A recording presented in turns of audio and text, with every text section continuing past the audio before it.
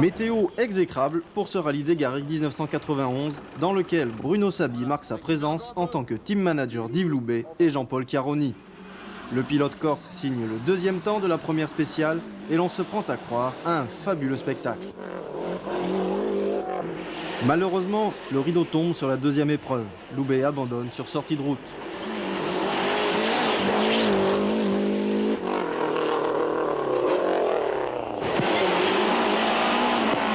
Piero Liatti crève dans cette même spéciale. Il concède alors 3 minutes 40 à Fabrizio Tabatton, qui désormais se trouve sans la moindre opposition.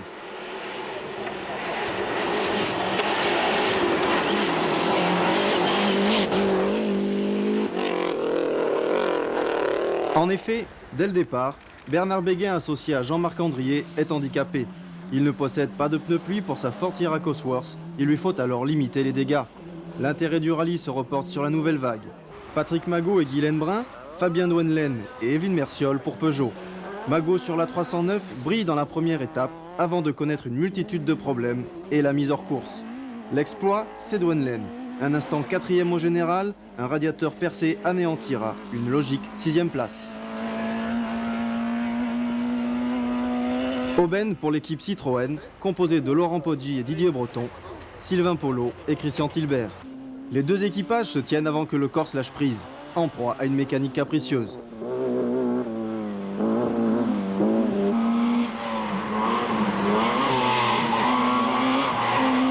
Le jeune mais chevronné Polo signe d'excellentes performances. Il est 6e. C'est un peu à court de compétition que Jean-François Mourgue aborde ce rallye. Des problèmes pneumatiques vont anéantir ses ambitions.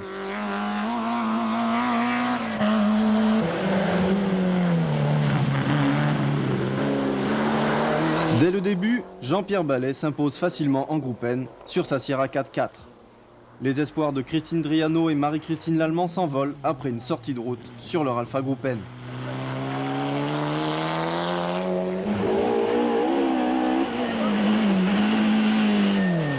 John Bosch nous fait regretter la BMW ProDrive et surtout son pilote.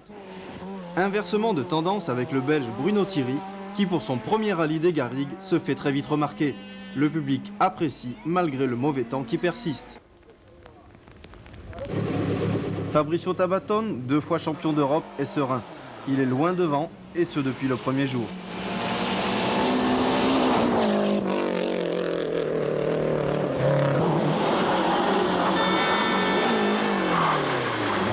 Pour l'Italien, le rallye s'est arrêté à l'abandon d'Yves Loubet.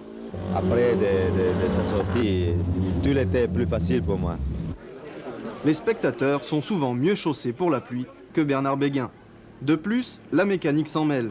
La boîte de vitesse fera chuter la Fortiera à la 3e place au scratch, mais à la première du championnat de France.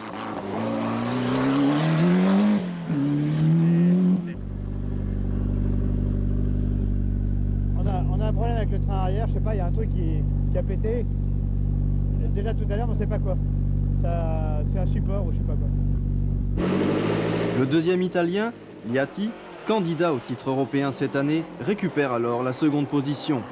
Il assure le doublé Lancia.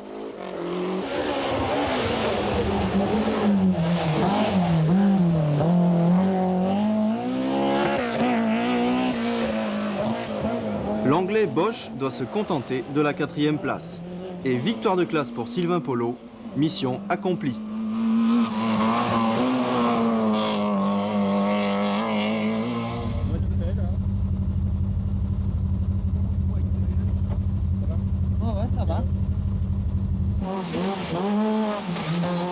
Belle course de Bruno Thierry qui termine 5e. En groupe N, suite à une durite de turbo récalcitrante, Ballet abandonne et Jean-Hugues Hazard l'emporte. La 8e place est pour Jean-François Mourgue qui réussit l'exploit de ramener une voiture inconduisible mais intacte à l'arrivée. Bravo à la jeune Suissesse Laurence Jacquet qui gagne la Coupe des Dames et prend la 2e place du groupe N sur une bonne vieille GT Turbo.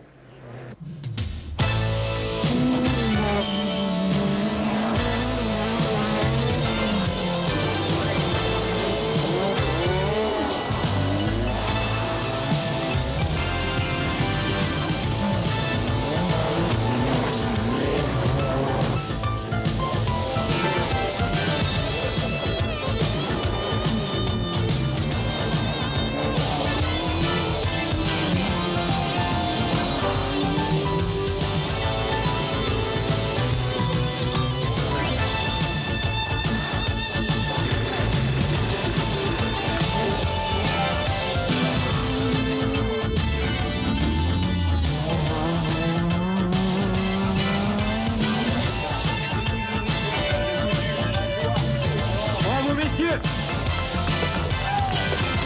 Et c'est parti pour la douche traditionnelle que l'on connaît dans toutes les grandes épreuves internationales.